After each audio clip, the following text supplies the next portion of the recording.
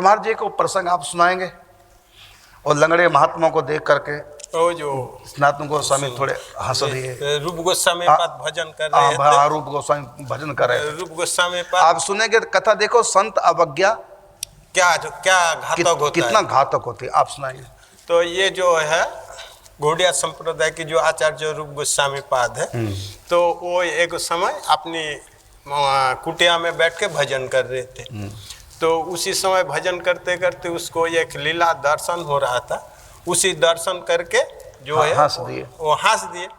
तो इतने में उसी रास्ते में एक खंज मतलब लंगड़ा जो है उनके जा रहे थे, वो भी साधु ही था, उसका नाम था खंज कृष्णदास। तो वो जा रहे थे, इतने में उसकी नजर गोस्वामी पर पड़ गए। तो उन्होंने हंसते हुए क्यों हंस रहे हैं, तो उन्होंने सोचा शायद मैं लंगड़ा रहा हूँ इसीलिए हंस रहा है, कि मेरे लंगड़ेपन को देख करके संत हंस रहे हैं। और इसी वो जो दुखी होके चले गए। अब दुखी होके चले गए जैसे ऐसे इसकी भजन बंद हो गया। वो जो लीला दिव्य लीला दर्शन हो रहा था वो बंद हो गया। तो उनके जो है सनातन गोस्वामी पास जब आए तब उनके पास वो निवेदन किया कि हमने ऐसे लीला स्मरण ऐसे लीला देख रहे थे और बंद हो गया, हमारा कोई अपराध हो गया वा क्या हो गया, आप थोड़ा कृपा करके बताइए। तो वो जो है अंतर्जामी मतलब भविष्य दृष्टा थे, उन्होंने जब बोले देखो ये किसी संत की जो है अपराध हो गया तुम्हारा।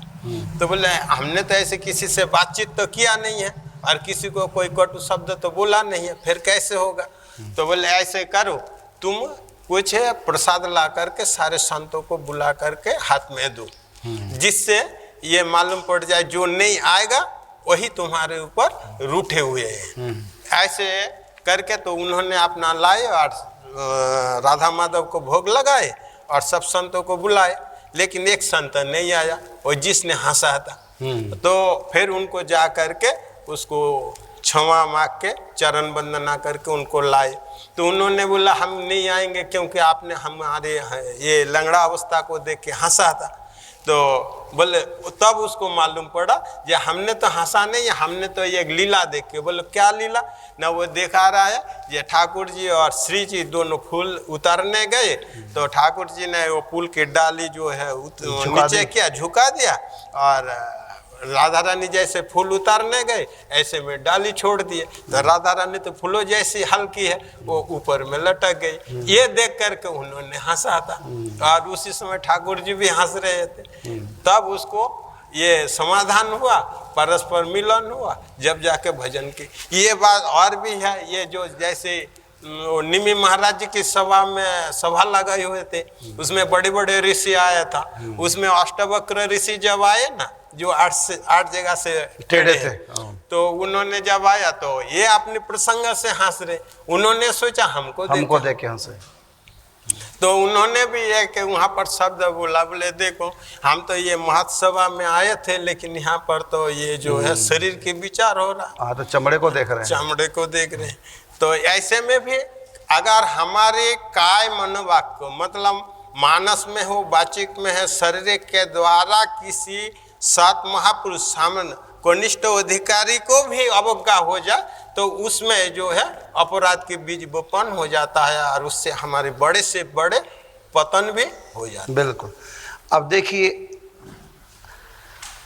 रूप गोस्वामी जी ने जानबूझ के नहीं अनजाने में हुआ हंस दिए ठाकुर जी की श्री जी की लीला के दर्शन करके मानस में।